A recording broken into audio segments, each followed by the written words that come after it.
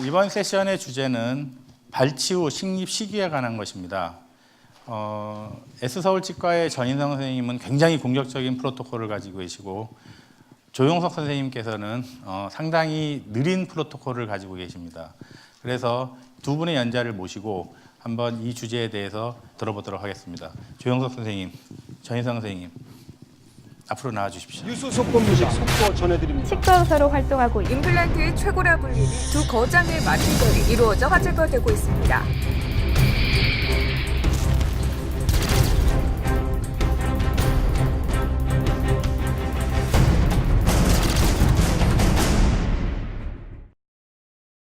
먼저 저희가 보기에는 좀 급하신, 모든 치아를 뽑자마자 바로 식립하시는 전인성 선생님, 먼저 본인의 프로토콜에 대해서 한번 설명을 부탁드리겠습니다. 저는 발치 후 즉시 식립에 대한 이 강의는 2003년도 12월 달에도 시작을 했었고요. 그리고 오늘도 또 2017년에도 또 하고 있습니다. 물론 그동안 많은 개념이 발달되었고 많은 저의 생각이 약간 진화되었을 거라고 생각을 하고 있고요.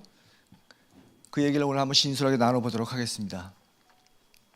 여러분들이 이러한 경우를 만나게 되는 경우가 상당히 많을 텐데요.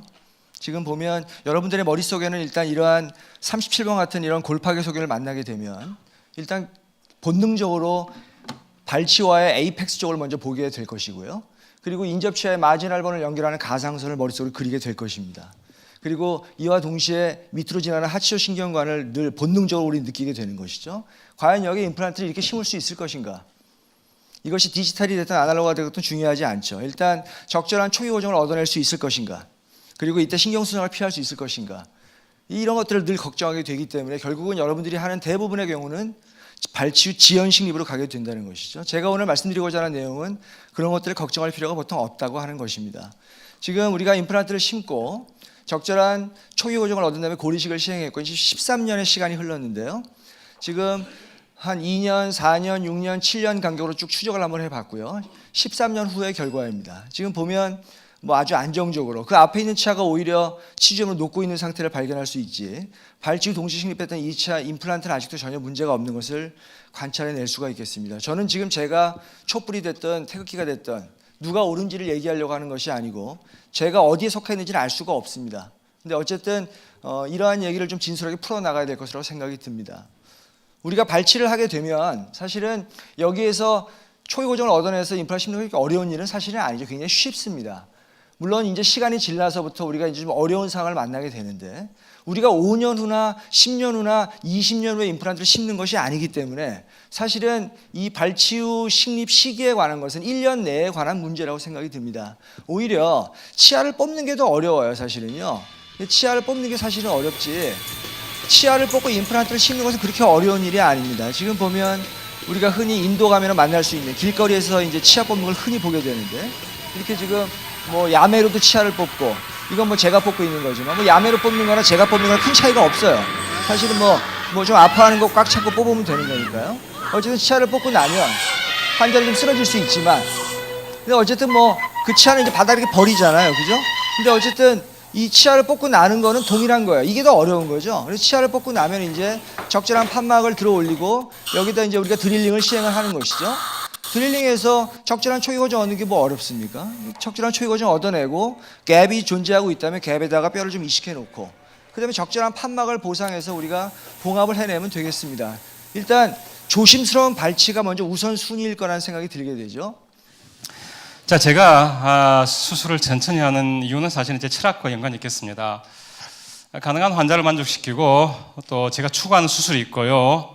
기본적인 이런 개념은 환자가 가지고 있는 자연적인 치유 능력을 최대한 활용하는 수술을 제가 추구하고 있습니다. 특히 제가 추구하는 수술을 이름을 CASS, CASS라고 붙였는데 깨끗하고 정확하고 심플하고 스피디하게 수술하는 것을 추구합니다. 이 중에서 특히 애큐레시가 가장 중요하다고 생각합니다. 그렇게 하기 위해서는 상황을 쉽게 만들어야 한다고 생각을 합니다. 이런 환자가 발치가 되었을 때 자, 3개월이 지났습니다. 사실은 3개월도 저는 부족하다고 생각하는데 3개월이 지나게 되면은 어느 정도 연조직과 경조직 치유가 일어나게 되고 플랩 리스로도 간단하게 수술할 수 있습니다. 제가 추구하는 깨끗한 수술을 해낼 수가 있습니다. 시간도 걸리지 않고 아주 편안하게 수술을 잘 해낼 수가 있습니다. 기본적으로 저는 사실은 이러한 수술을 추구합니다. 그래서 복잡한 것보다는 단순하면서도 정확하게 하는 것을 추구를 합니다. 물론 이미디어트 임플란트의 장점도 있다고 알려져 있습니다. 장점 몇 가지 있겠죠. 하지만 단점도 분명히 존재를 합니다.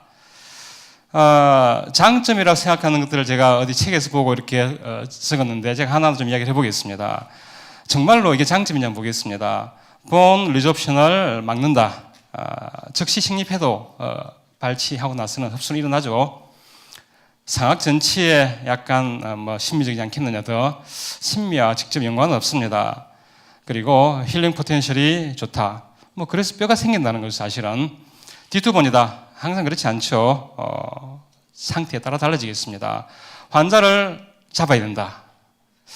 그것도 사실은 결국은 환자를 다루기 나름이라고 생각합니다. 시간이 절약된다. 일리가 있지만은 사실은 몇 개월 차이밖에 되지 않습니다. 사실 서둘러서 좋은 거는 별로 없습니다. 빨리 갈 수도 있고요. 저런 사진을 왜 넣으셨습니까? 죄송합니다. 특히 초심들 같은 경우에는 사실은 구치 부위에 발추적시라는 것은 굉장히 좋지 않은 생각이라고 합니다. 이상적인 포지션, 패스, 짝 힘듭니다. 그리고 신경 손상 위험도 있습니다. 그리고 상악 같으면은 하이트를 정확히 개척하기 어렵습니다. 우리가 조금만 기다려준다면은 4, 6개월 기다려준다면은 아주 쉽고 안전한 케이스로 만들어서 심플하게 할 수가 있습니다. 초보자가 이미디어트로 했습니다. 결국은 센터에 씹지 못하고 디스탈 쪽이 신경이 되었고 파이널 보철물이 이렇게 나왔습니다. 이것도 역시 이미디어트로, 이건 좀 해본 사람이 한 건데도 불구하고 결과는 이상적으로 나오지 않았습니다. 가능한 천천히 가는 것이 저는 더 건강에도 좋고 모든 면에 좋다고 생각합니다.